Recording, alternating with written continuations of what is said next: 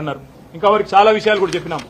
ఈ కాంగ్రెస్ పార్టీ ఏ పార్టీ అయితే ఈ రోజు ఒకవైపు రాజ్యాంగం పట్టుకుని రాహుల్ గాంధీ గారు ఢిల్లీలో పోజులు కొడుతున్నారో నేను రాజ్యాంగ సంరక్షకుని అని, అదే కాంగ్రెస్ పార్టీ ఇవాళ రాజ్యాంగ భక్షకుల మాదిరిగా ఏ రకంగా వ్యవహరిస్తున్నారో కూడా వారికి వివరంగా చెప్పడం జరిగింది.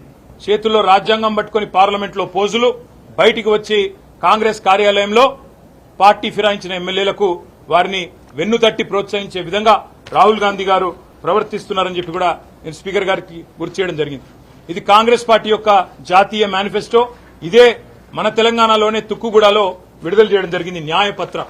అందులో కూడా కాంగ్రెస్ పార్టీ చాలా స్పష్టంగా చెప్పింది.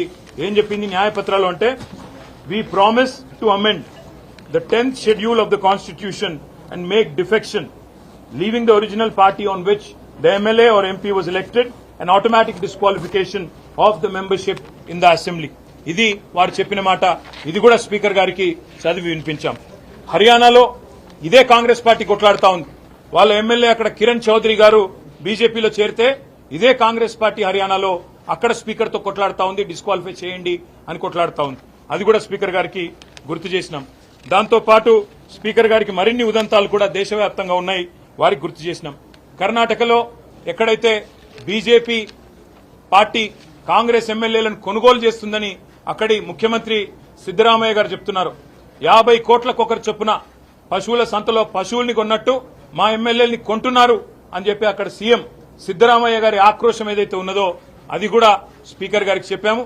మీరు ఇలాంటివి అనుమతిస్తే ఇలాంటి వాటిని పరోక్షంగా మీరు పట్టించుకోకపోతే పరోక్షంగా ప్రోత్సహించినట్టే అవుతుందని చెప్పి కూడా వారికి చెప్పాం.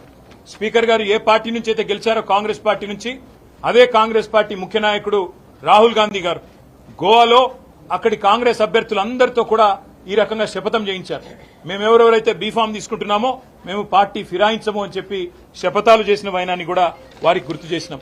అదేవిధంగా మొన్న జరిగిన హిమాచల్ ప్రదేశ్ లో జరిగిన రాజ్యసభ ఎన్నికల్లో 6 కాంగ్రెస్ ఎమ్మెల్యేలు బీజేపీ అభ్యర్థికి ఓటేశారు, రాజ్యసభ ఎంపీ అభ్యర్థిగా. అక్కడ అసెంబ్లీ స్పీకర్ గారు డిస్క్వాలిఫై చేస్తే వారు దాన్ని సవాల్ చేస్తూ సుప్రీంకోర్టుకు పోయారు. సుప్రీంకోర్టు ఆ విషయంలో మేము అడ్డురాము, స్టే ఇవ్వము, స్పీకర్ గారు చేసింది కరెక్టే అని చెప్పి సుప్రీంకోర్టు కూడా హిమాచల్ ప్రదేశ్ లో తీర్పిచ్చింది. పార్టీ ఫిరాయింపుల విషయంలో సుప్రీంకోర్టు చాలా సీరియస్ గా ఉందనే విషయాన్ని కూడా వారికి చెప్పాము. ఇంకా మహారాష్ట్రలో కూడా జరుగుతున్న విషయాలు కూడా చెప్పాము. ఇదంతా స్పీకర్ గారికి చెప్పి మేము వారికి చెప్పిందల్లా ఏమంటే, సుప్రీంకోర్టు నిబంధనలు క్లియర్ గా ఉన్నాయి, మీకు కాపీ కూడా ఇస్తున్నాం సార్, మిమ్మల్ని కొంతమంది తప్పుదోవ పట్టిస్తున్నారు, ఏమీ కాదని, మీరు ఏ నిర్ణయం తీసుకోకుండా ఇబ్బంది రాదని, మీకే కలంకము రాదని చెప్పి కొంతమంది చెప్తా ఉన్నారు.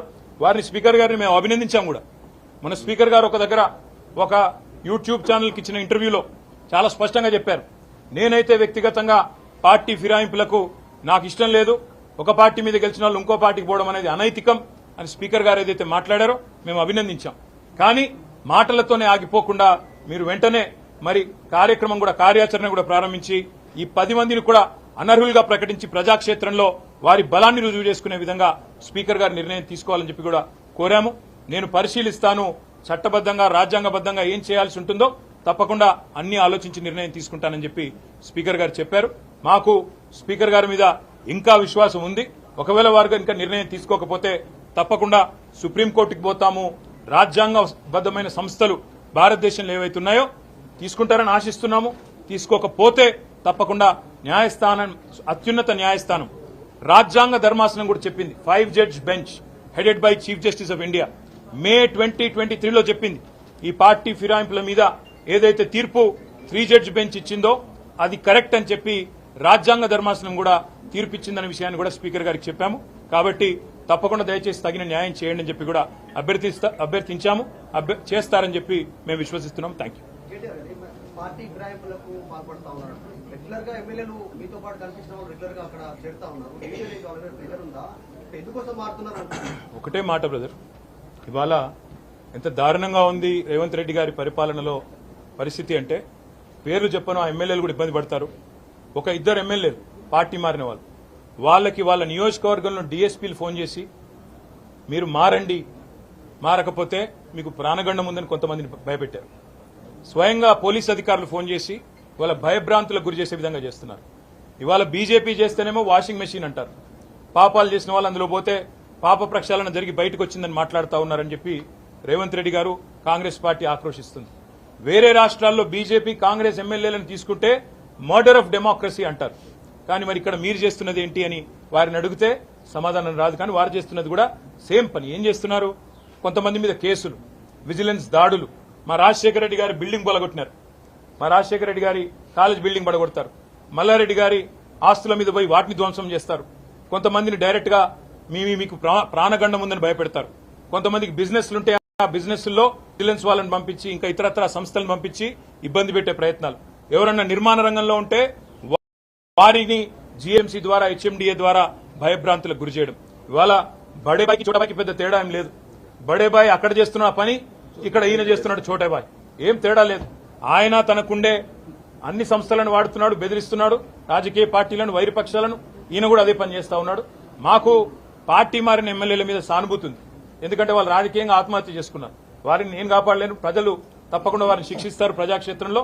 అందుకే మేము చెప్పేది ఇవాళ రాజకీయాల్లో హత్యలు ఉండవు, ఆత్మహత్యలే ఉంటాయనడానికి ఇవే ఒక గొప్ప నిదర్శనం నేను అనుకుంటా ఉన్నా. చాలా విషయాలు చెప్పాము. ఇంకా మిగతా విషయాలు చెప్తే మీరు ఇంకెక్కడికో వెళ్ళిపోతారు.